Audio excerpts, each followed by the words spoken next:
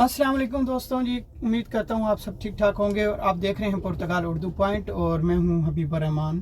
तो आज के आपके लिए वीडियो जो है मैं बना रहा हूँ वो एक बड़ी ज़बरदस्त वीडियो है और यकीनन ये आपके लिए फ़ायदेमंद साबित होगी। बेसिकली जो पुर्तगाल में रह रहे हैं, तो जो पुर्तगाल में इमिग्रेशन में जिन्होंने अप्लाई किया हुआ है, ये वीडियो आज उनके लिए बड़ी अहम है कि आप जब इमिग्रेशन में आपके फिंगर के बायोमेट्रिक के जब आपका वक्त आता है तो आप किसी भी सेफ में जाते हैं तो वहाँ आपको क्या क्या किन किन डॉक्यूमेंट्स की रिक्वायरमेंट होती है, वो आपको क्या क्या डॉक्यूमेंट मांगते हैं। ये मैं पर्सनल एक्सपीरियंस आपके साथ अपना शेयर करूँगा इंशाल्लाह।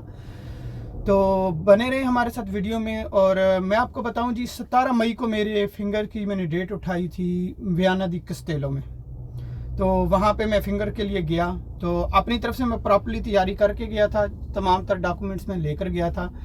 और तो जैसे ही मेरे फिंगर्स के लिए मुझे उन्होंने अंदर बुलाया, तो अंदर मैं गया हूँ तो उन्होंने सबसे पहले मुझसे पासपोर्ट मांगा, जो मेरा अपना पासपोर्ट था। उसके बाद उन्होंने मुझे कहा कि जी आपको हम ये एक फॉर्म दे रहे हैं, इसको आप खुद फिलअप करें। तो कोशिश करिएगा जब आप जाएं तो आपको जितनी भी पुर्तगीज़ ज़बान आती है, चाहे थोड़ी आती है चाहे ज़्यादा आती है, आप उतनी ज़रूर लाजमन बोलें। उससे ये होता है कि आपका अच्छा एक्सप्रेशन पड़ता है, उनको मालूम होता है कि हाँ वाकई आपने यहीं पे रहकर आपने काम किया और अपनी जो है ना यहीं से आपने डॉक्यूमेंट्स बनवाए हैं, किसी और कंट्री में रहते हुए आपने यहाँ पे अप्लाई करके नहीं बनवाए थे। ठीक है जी। फिर उन्होंने मुझे फार्म दिया। फार्म के ऊपर क्या होता है जी, फार्म को कैसे फिलअप करना है वो मैं आपको तरीकाकार बता रहा हूँ, जो मैंने खुद किया, अपना पर्सनल एक्सपीरियंस।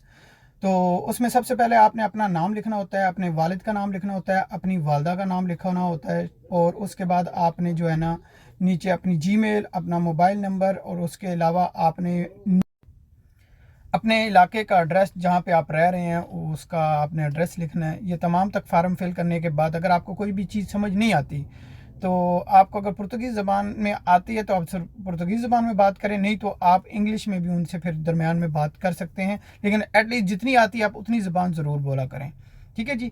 वो फार्म फुल अप करके मैंने उनको दे दिया। फिर उसके बाद उन्होंने मुझसे जो जो पेपर मांगा मैंने उनको वही वही पेपर दिया। उसके अलावा मैंने ये नहीं किया कि एक सौ दम अपने सारे पेपर उनके सामने रख दिए, ऐसा मैंने नहीं किया। ठीक है। तो उन्होंने मुझसे नीफ नंबर मांगा, निस नंबर मांगा, वो मैंने उनको दिया। उसके बाद उन्होंने मुझे जो मैंने अपनी उसकी डिक्लेरेशन होती है अपना नीफ नंबर की और नीस नंबर की, तो वो डिक्लेरेशन लेकर गया हूँ। फिर उन्होंने मुझसे काम का कॉन्ट्रैक्ट मांगा। फिर मैंने उनको अपना काम का कॉन्ट्रैक्ट दिया, जो कि मेरा बिल्कुल फ्रेश था, यानी कि जिस दिन मैंने फिंगर दिए उसी दिन से मेरा वो काम का कॉन्ट्रैक्ट स्टार्ट हो रहा था, उससे पहले। फिर उन्होंने मुझसे एसएनएस नंबर मांगा, मैंने उनको अपना एसएनएस नंबर भी दिया। एसएनएस का अगर आपके पास पेपर नहीं है तो आपके पास एटलीस्ट एसएनएस नंबर आपको याद होना चाहिए। उसके बाद उन्होंने मुझसे 3 मंथ की, लास्ट 3 मंथ की सैलरी स्लिप मांगी। जो आखिरी 3 महीने की सैलरी स्लिप वो थी मेरी, जो पुरानी वही मैंने दी। तो न्यू जॉब की थी उसकी तो अभी सैलरी स्लिप नहीं थी जो, लेकिन मई तक की मेरे पास नहीं थी, मेरे पास थी मार्च तक की। लेकिन उन्होंने मुझसे जनवरी, फरवरी और मार्च की ली, 3 आखिरी सैलरी स्लिप में।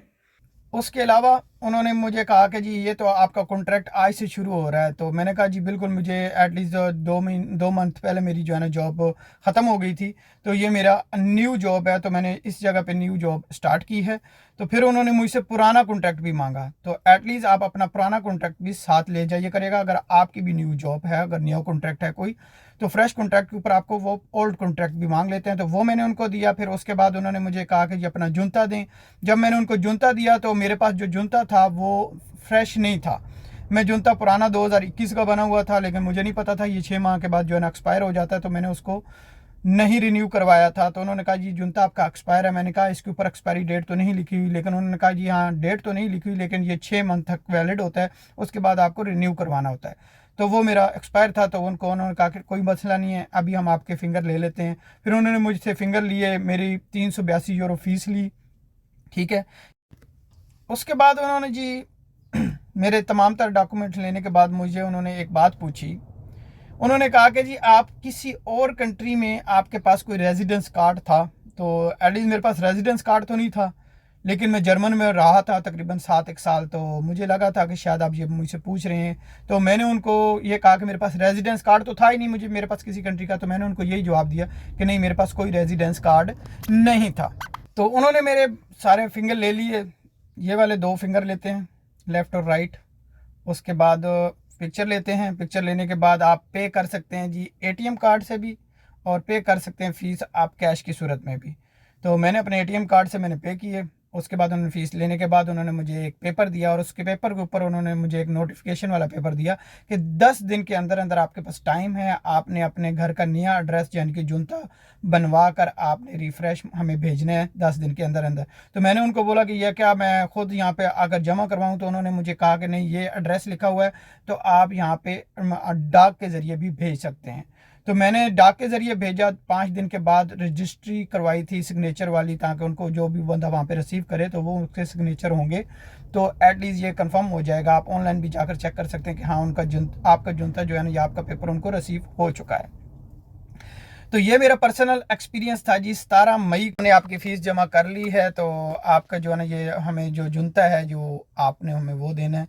तो मुझे लगा था कि हो सकता है कि मुझसे जो है ना वो जैसे उन्होंने पूछा था, अगर अब मैं उनको बताता कि हाँ मैं जो है ना ऑलरेडी 7 साल जर्मन में रहा हूँ, तो आप किसी भी कंट्री में अगर रहते हैं, अगर आपके पास वहाँ का रेजिडेंस कार्ड है या आप वहाँ 1 साल से ज़्यादा आप रहे हैं, तो वहाँ का आपको वो पुलिस क्लियरेंस सर्टिफिकेट आपसे मांग सकते हैं।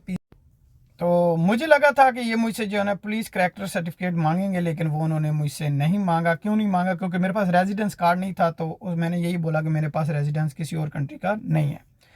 फिर उसके बाद उन्होंने मुझसे ये पूछा कि आपके पास जो है आपका PCC पाकिस्तान वाला, तो वो मैंने पाकिस्तान का PCC बनवाया हुआ था।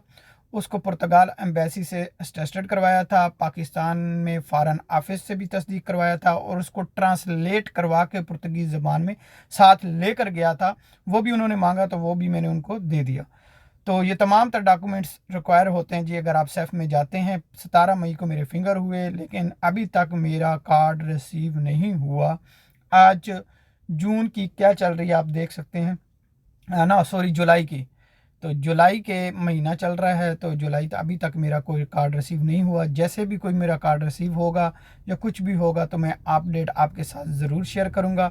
सेफ में भी गया हुआ था, कल कह रहा हूँ सॉरी, फ्राइडे को मैं सेफ में गया था। तो उनसे जाकर पता करने की कोशिश की कि मुझे मेरा कार्ड क्यों नहीं रिसीव हुआ, या कोई प्रॉब्लम तो नहीं है, कोई फालता तो नहीं है। तो लेकिन उन्होंने कहा नहीं, कोई प्रॉब्लम नहीं है, कोई फालता नहीं है, लेकिन आप मस्ट 90 डेज़ जो है ना आप वेट करें, अभी आपका प्रोसेस में है। तो ये है वयाना दी कस्टेलो सेफ का जो हाल। और दूसरी सेफ्स का बहुत सारी ऐसी सेफ हैं जिनका 10 दिन के बाद भी कार्ड आ जाता है, लेकिन मेरा नहीं आया। तो दुआओं में याद रखिएगा। कमेंट्स में मुझे अपनी राय का ज़रूर इंतज़ार रहेगा, आपकी जो अच्छे अच्छे कमेंट्स होते हैं, तो कमेंट्स में अपनी राय का इज़हार दीजिएगा। और किन किन के फिंगर्स हुए हैं वयाना दी कस्टेलो में, और अभी तक उनको कार्ड रिसीव नहीं हुआ, या हुआ है तो कितने दिन के बाद हुआ है, लाजमन कमेंट बॉक्स में बताइएगा। मिलेंगे नेक्स्ट वीडियो में, तब तक के लिए इजाज़त दीजिएगा। अल्लाह हाफिज़।